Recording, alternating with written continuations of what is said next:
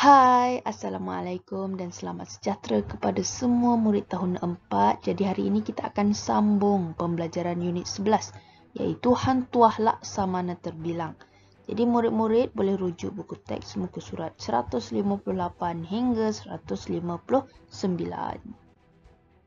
Okey, standard pembelajaran kita hari ini adalah yang pertama 5.4.2 iaitu kita nak tengok kualiti diri Hantuah ni sebagai Laksamana Melaka, dan yang kedua K5.4.5 menjelaskan kebijaksanaan tokoh dalam menyelesaikan sesuatu masalah. Jadi Hantuah ni telah dilantik sebagai Laksamana Melaka pada zaman pemerintahan Sultan Mansur Shah. Kualiti diri yang dimiliki oleh Hantuah menyebabkan beliau dapat memberikan sumbangan yang bermakna pada zaman Kesultanan Melayu Melaka. Jadi, jom kita tengok satu persatu kualiti diri yang ada pada Hantuah.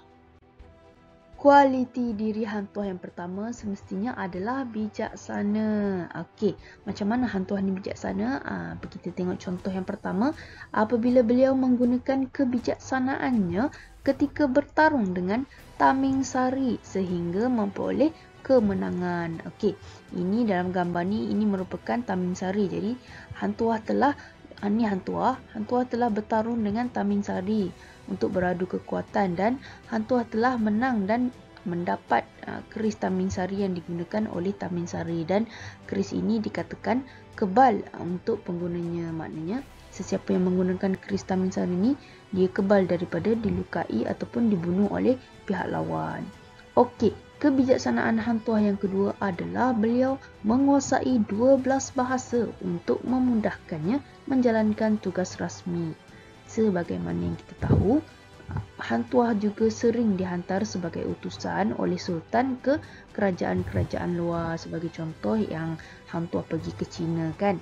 Jadi Hantuah telah menguasai beberapa bahasa supaya beliau dapat berurus dengan lebih mudah dengan kerajaan-kerajaan luar yang menggunakan bahasa asing. Kualiti diri Hantuah yang kedua adalah jujur dan juga amanah. Dia kata Hantuah menjalankan tugas yang diamanahkan, iaitu tugas Laksamana lah, dengan jujur demi kesejahteraan Melaka. Kualiti diri Hantuah yang ketiga adalah bertanggungjawab. Hantuah bertanggungjawab menjaga keselamatan perairan Melaka supaya menjadi pusat perdagangan yang terkenal di dunia. Sebagaimana yang kita tahu, Hantuah merupakan seorang Laksamana yang menjaga keselamatan perairan Melaka ni daripada diserang oleh musuh-musuh luar. Dan yang kedua, Hantuah bertanggungjawab menjaga nama baik Melaka semasa menjadi utusan ke China, India dan juga Turki. Maksudnya Hantuah ni perlu berkata yang baik-baik je lah tentang Melaka untuk menarik minat menarik minat pedagang-pedagang luar untuk berdagang ke negeri Melaka waktu tersebut. Kualiti diri Hantuah yang seterusnya adalah beliau merupakan seorang yang taat setia. Hantuah ni sangat mentaati perintah Sultan. Sebagaimana contoh yang cikgu boleh kata, dia ataupun Hantuah pergi ke Pahang untuk memujuk Tun Teja berkahwin dengan Sultan Melaka. Jadi dia mentaatilah perintah Sultan untuk memujuk Tun Teja supaya dapat dibawa ke negeri Melaka. Kualiti diri Hantuah yang seterusnya adalah beliau merupakan seorang yang sangat berani. Kenapa Hantuah ni berani? Hantuah ni berani menyelamatkan bendahara Tun Perak daripada orang mengamuk. Macam yang kita belajar pada minggu sebelum ni, dia menyelamatkan seorang bendahara kan daripada peristiwa amuk. Inilah dia menyelamatkan bendahara Tun Perak. Dan yang kedua, Hantuah mengalahkan orang upahan Majapahit yang dihantar oleh Patih Gajah Mada. Patih Gajah Mada ni merupakan bendahara dari kerajaan Majapahit. Jadi ini adalah ilustrasi ataupun gambaran ketika berlakunya pertarungan antara Hantuah dengan orang-orang upahan Majapahit.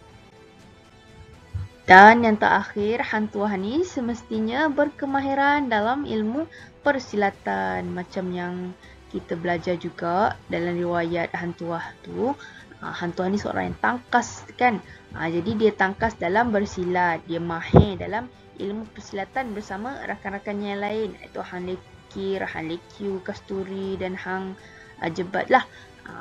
Dari mana dia belajar, Hang Tuah dan kawan-kawan belajar ilmu persilatan ni adalah daripada gurunya Arya Putra.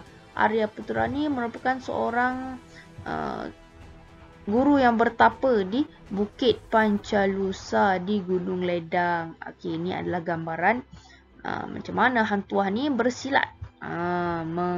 Bersilat melindungi Sultan ni daripada orang yang ingin mencederakan Sultan. Jadi tidak dapat disangkal lagi memang Hang Tuah ni mahir ilmu bersilat. Sekian sahaja pembelajaran kita untuk hari ini. Terima kasih kepada semua. Kita jumpa lagi di minggu hadapan. Bye. Assalamualaikum dan selamat sejahtera.